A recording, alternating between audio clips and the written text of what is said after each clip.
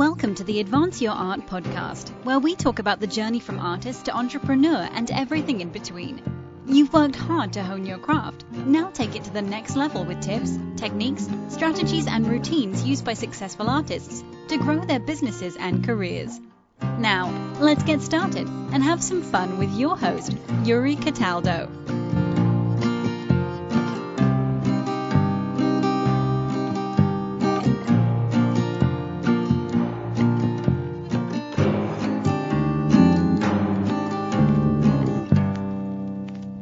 Marek, hello. How are you today? Perfect. I am very good. Thank you so much for the invitation. How are you? Excellent. I'm well. Thank you so much for joining me. If you're okay with that, where are you calling in from today? I am going through the lockdown, stuck in Barcelona in Spain. Okay. That's where my girlfriend lives. Okay. And just before the lockdown happened, I was in Cape Town because that's where I spend most of my time. I was like, I think I want to go through this lockdown thing in Spain, then South Africa. So I quickly came back, and with my girlfriend in the house. Yeah. How long have you been locked down so far? I think, I lost count, but it's been like 50 days or something like that. Okay. And it's crazy. I gotta say, it's crazy because Spain is now the worst case in Europe. Oh, okay. So for like 4 weeks, we only could go outside to the supermarket, and the police would even stop you to show them the receipt of the stuff you have just bought. And if it's been like a supermarket which is too far from where you live in, or it's a receipt from 2 hours ago, then you would get a fine. So it was pretty tough. Wow. Yeah, I bet. Okay. So is there any? Have you heard any news about potentially when things will be lifted or relaxed a bit, or is it still pretty tight?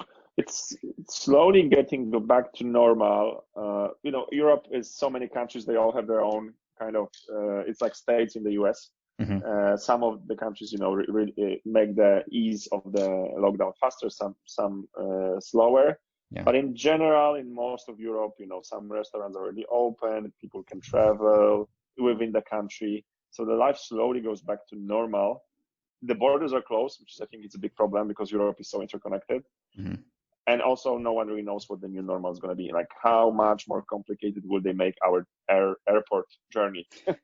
First, because after 9/11, it's become a nightmare, and now it's going to be, I think, even worse.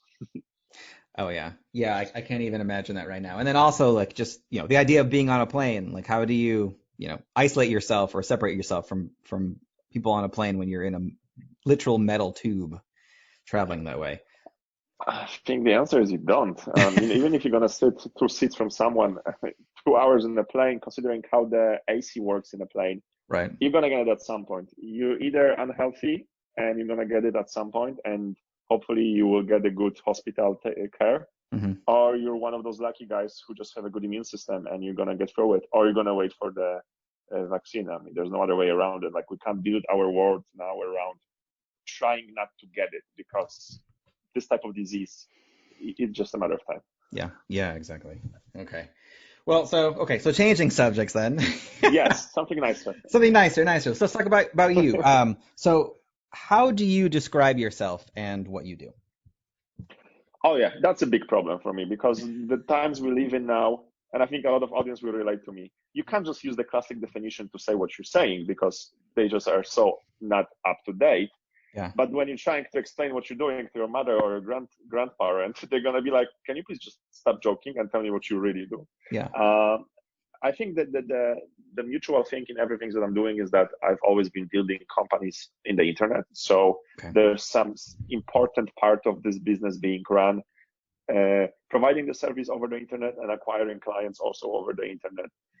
So with the use of technology, because I always thought that's going to give me freedom, which turned out to be one of the biggest lies, because you may run a website, you're still tied to people and to certain locations, but that's what I always wanted to do.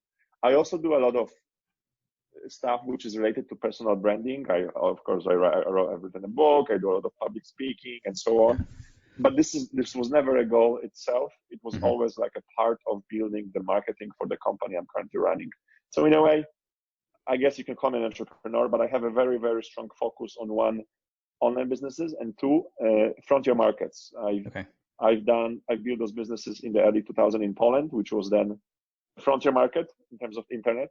And the last couple of years, last 8 years, all of my attention was in Nigeria, in Kenya, in South Africa, so in other frontier markets. I kind of like the chaos. I thrive on it.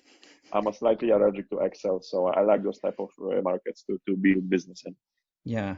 Okay. Well, so I know and also that's what your book is about too. But so let's dig in a little bit about the businesses you've helped work on so far. So let's start with the ones in Poland. So what was it like going from what you studied in undergrad and then starting to work in Poland? What was that early days like? Yeah, so you can really divide my life into 3 stages. Okay. First was this, bullied guy in high school, didn't know what he wants to do, wanted to run away from the house to be free. I was good at math, so obviously I went to a technical university. And then I quickly needed to make some money because my parents told me if I don't do what they wanted to do, I will not get paid by them. So I quickly got myself into financial sector. That was the early 2000s. Financial boom in Poland. Whatever you would touch in financial sector, you would make big money. Okay. That's how I made my big money. I joined a company as employee number 5. We're selling insurance, financial products, investment products. And in 3 years, there was like 5,000 of us. It was almost like a Wolf of Wall Street story, just without the sex on the plane and jail. And then 2008 came, and obviously we lost all the money totally. I went bankrupt. And then I really started figuring out what I want to do next. I became a bartender just to pay my debts. Mm-hmm. And that's how I fell in love in those so-called startups, because I would watch CNN and seeing all those guys from Silicon Valley sitting in Starbucks, drinking soya latte, writing on their fancy MacBooks and getting some millions. And I was like, if those dudes can do this, I was like them in the high school, I can do it as well. And that's really by accident how I got myself into so-called startup world. And At that time, I didn't even know what this means. And that's where it was like 5 years of my adventure with different marketplace businesses in Poland, including funeral services business and automotive classifieds website. First failures, first exits. I made a little bit of money. And then I met those cool guys, which run now one of the biggest e-commerce companies in the world after Amazon and Alibaba.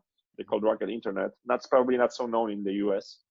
And at that time, they were preparing to conquer, from the business perspective, the African continent. Because a couple of years ago, you would assume capitalism will win, democracy will win. Back then, it was way more obvious than now. And so if capitalism and democracy wins, also client behaviors get unique. So Africa will need its own Amazon, will need its own Uber, build it before those big guys really go there. Mm-hmm. So we've raised some crazy amounts of money. I'm talking about hundreds of millions of dollars from different investors. And we went to Nigeria first, then to Kenya, South Africa, and started building all those verticals, assuming that the market will be bigger very fast. And I was responsible for online travel. Which is, of course, it's a long story, but for me, first I wanted to go to finance just to make money. Then I went to startups just because I thought those guys from Silicon Valley are geeks and they're making way too much money and I can do it because I'm better. And then the Africa kind of came because those big guys, I wanted to work with them, doesn't matter where. I told them just hire me because I want to work with you because you guys are so amazing. Mm-hmm. At some point, everyone wants to work with Jeff Bezos probably for a year.